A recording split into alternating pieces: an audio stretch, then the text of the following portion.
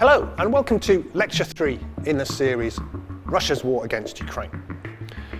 This week the topic, is Russia fascist? According to Yale historian Timothy Snyder, writing in the New York Times in May, we should say it, Russia is fascist. He argues that Putin's Russia displays many of the classic symptoms or characteristics of interwar fascism. A cult of the leader, Putin, a dominant party, the myth of a lost golden age, cult of violence, cult of the deed, cult of action, military cult, dehumanization of the enemy, in this case, Ukrainians, and attacks on other countries, the collective West, as morally decadent. Putin's rallies very much look like Mussolini's rallies. It's a picture of Mussolini projected onto Milan Cathedral. This slogan of "Можем повторить," we can repeat, is difficult to show in palatable form. This is kind of a toned down version. What can we repeat? The reference is to the destruction of Germany in 1945. The same can be visited on other countries, particularly Ukraine. And this is wrapped in a cult of rape violence, car stickers, flags, slogans, expressing dehumanization of the enemy. Actual war crime. This is the streets of Bucha in Ukraine, which has been documented in all of these sources. If you want to click on them and go further. Huge numbers of dehumanized crimes. So despite this reference to the Nazi enemy in 1945, Russia, and before it the Soviet Union, conceptualized in the same way as itself fascist.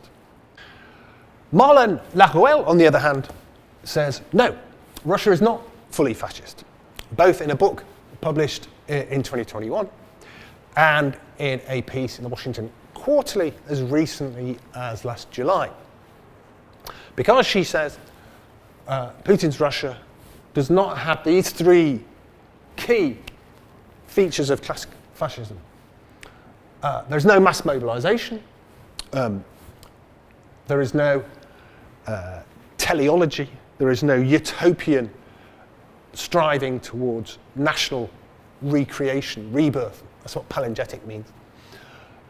There may be plenty of individual fascists, but there is no mass grassroots fascist movement in Putin's Russia, Laruelle argues. Or argued in July. Since then, we have had military mobilization, but her point is more about what we called in week 1, lecture 1, political technology. That as long as people buy the state propaganda line, they are, that's it. They are not expected to act on that. They are simply expected to believe and to support the government without leaving their settees in front of the TV. Plus, since July, you have had Yevgeny Prigozhin pushing his paramilitary Wagner unit to the fore, and there's much talk of a political party being formed on the basis of that ultra-radical movement. So Russia may be moving further in this direction, but Laruelle would argue that it is not fully fascist until all of those three missing elements are fully included. Or you might want to check out Umberto Eco's list of fascism. All of these characteristics of fascism and see how many you think modern Russia under Putin exhibits. One problem, though, is that Russia calls Ukraine fascist. Ukraine calls Russia fascist back. So does it make sense to use the term if it is so overused? Clearly there's some conceptual stretching going on. Or what Timothy Snyder, again, in this book, The Road to Unfreedom, calls schizofascism. Actual fascists calling their opponents fascists. Right? So the use of the term by people to whom the term more appropriately applies. So Russia calling Ukraine fascist, what does that mean? One of Russia's original war aims was denazification of Ukraine. I'll read out most of this extremely long quote because it's quite shocking. Significantly, this is by, again, former political technologist, Timofey Segretsev, who has worked in Ukraine on many election campaigns back in the 90s and the noughties, but clearly doesn't like Ukrainians. And denazification is necessary when a considerable number of the population, likely most of it, has been subjected to the Nazi regime and engaged into its agenda. So that good people, bad government hypothesis does not apply.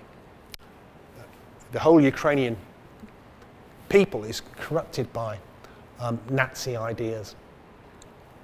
Therefore, I'll skip on a bit, denazification will inevitably also be a de-Ukrainianization, a rejection of the large-scale artificial inflating of the ethnic component of the self-identification of the population of the territories of historical Malorossiya, meaning Little Russia, and Novorossiya, meaning New Russia, begun by the Soviet authorities. So being Ukrainian is the same thing as being a Nazi.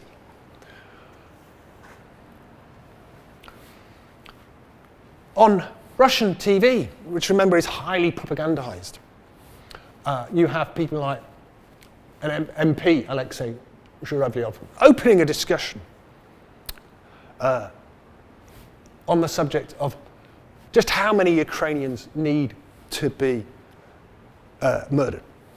2 million. So not just the elite, but all of those infected by Ukrainian ideas.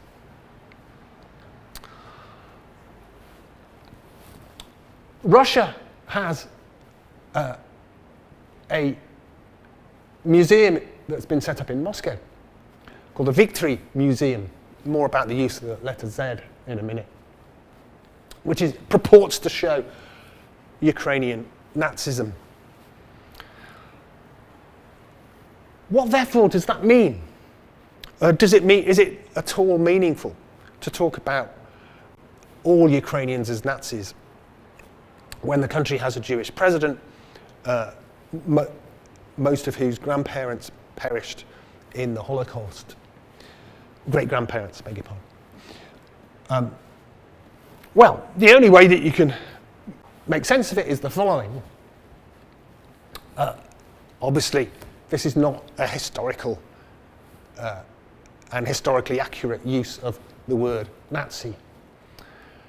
It's based on good Russian word, pobyedobesie, victory frenzy, the obsession with victory in the Second World War that is a key part of Russians' weaponization of history since 2012 that we talked about in lecture 1. So Nazi is the other side of that coin. The people over whom Russia, or in 1945, the Soviet Union, were victorious. Right? So Nazis are not Nazis in general, they are Russia's opponents. So the ideology of Nazism disappears. The Holocaust is marginalized in new Russian historiography. So Nazis are basically enemies of Russia, which are eternal, not just in 1945, but modern day enemies. So Ukraine is Nazi in this sense, because it is anti-Russian. So here is another one of these political technology historians, Alexander Dukov, who heads another one of these government-organized NGOs called the Historical Memory Foundation. He argues that Ukrainian Nazism is so deep-rooted, it will be harder to eradicate than German Nazism. Because it's not an ideology, it is the same thing as being Ukrainian. Right? Ukrainian Nazism is all about the vyshyvanka, the embroidered shirt, the Ukrainian language and a hatred of Russians. The Germans were lucky then. Nazism was more intellectual and created a racial theory with craniometers to justify hatred of Jews and Russians. For denazification, it was enough to get rid of that racial theory and those craniometers without touching the German language and lederhosen. Ukrainianism is not about racism and craniometers, it's about language and embroidered shirts, vyshyvankas. Through them comes the justification of hatred of Russians. And their fate is the same as that of the swastika, once a harmless solar system and now a symbol of hateful inferno. So genocide is justified because Ukrainians are Nazis, because they are Ukrainians. All of which is supported by what we talked about in week one. Anti-Ukrainian propaganda, hysteria even, on Russian TV.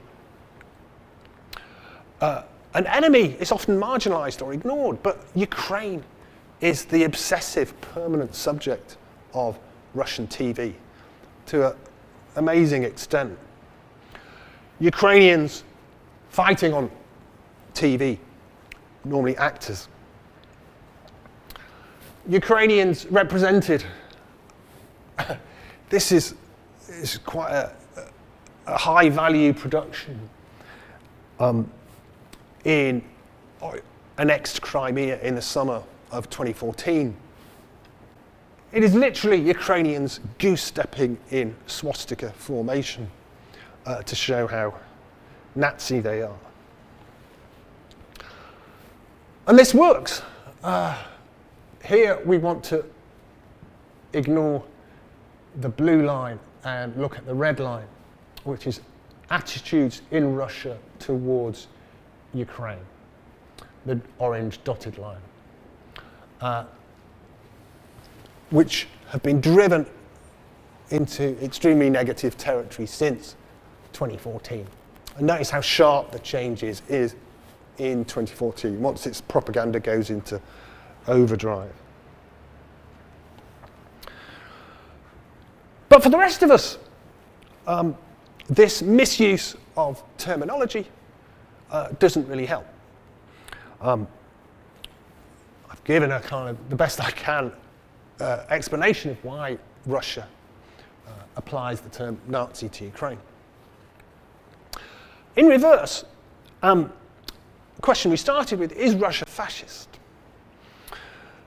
Ukrainians talk instead about a compound term, Rashism, which is like Rossiya in Ukrainian, meaning Russia, or Rashism, racism, fascism, a compound, Russian racism, fascism, all in one word. According to Ukrainian commentator Boris Demyanenko, Ruskism or Rashism is this postmodern political technology, bricolage of all sorts of ideas. So not classical fascism, but elements from classical fascism, plus the kind of revisiting of imperial ideas, anti-Ukrainian imperial ideas from the 19th century. Great power chauvinism, Soviet nostalgia, post-Soviet pop culture, and religion, as an instrument of political power. And a kind of a collective postmodernism, but not the kind of postmodernism that we're used to in the West, the kind of left-bank intellectuals in Paris. This is a much more toxic mix. Where does it come from? Well, many Ukrainians would argue that historical roots of Russian political culture, its influence by the Mongols, the way that Russian historiography is based on the kind of theft and the denial of Ukrainian history, and post-Soviet alienation. But our focus also would be on political technology. Political technology, originally in the 90s and the noughties, gave Russia's rulers a kind of radical freedom to use whatever kind of propaganda they wanted, and often in a completely disposable way. That what one election was about was kind of dropped immediately when you got to the next election. 1996 was Yeltsin versus the communists. Putin came to power on the back of a war in Chechnya. But the state propaganda machine quickly moved on. But that same system, which allowed disposable propaganda, also allowed obsessive focus, increasingly on Ukraine. When you would date that back to, take your pick, because clearly it's cumulative, starting with the Orange Revolution in Ukraine, a big setback for Russian influence in 2004. Russia's response to domestic protests 2012, then the first and second invasions of Ukraine 2014, 2022. So that's all part of a cumulative process during which propaganda has got much more obsessive and obsessively focused on Ukraine. You could quite easily see this as Russia's version of the big lie. Election theft in America is Ukrainophobia in Russia. Another Ukrainian philosopher, Volodymyr Yermolenko, also talks about zoo politics, that Racism is a product of a kind of Darwinian understanding of politics as essentially a battle between big animals or animal states for their survival.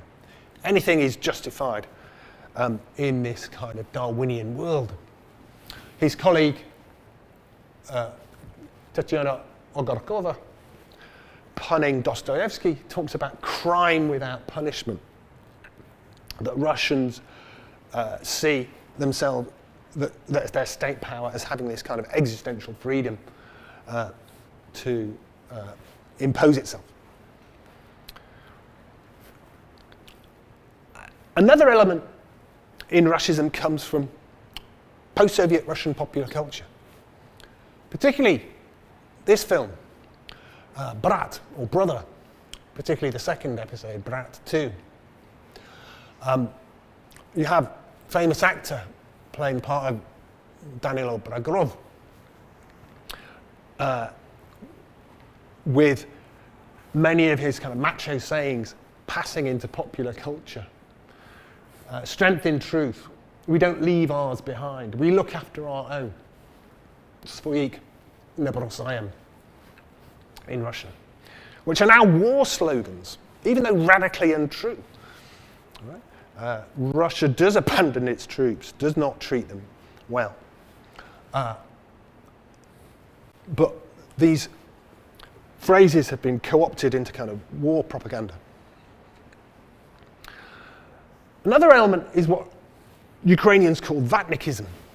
A vatnik is a reference to the padded jacket worn by collective farmers in the post-Soviet era.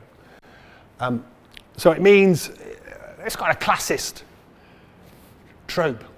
The uncultured, the zombified, consumers of Russian state propaganda. So political technology again, and the fact that so many Russians, at least nominally, believe in it. So Z, this war symbol, stands for zombification.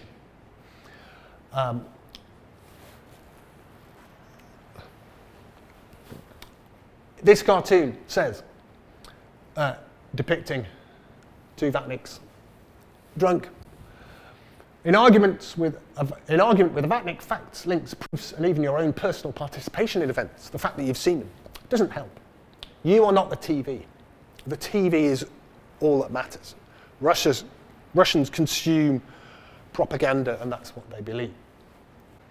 So this second cartoon of a Vatnik in Russian colours, white, blue, and red, shows the formula: 33% envy, 33% stupidity, 33% hate, and 1% vodka.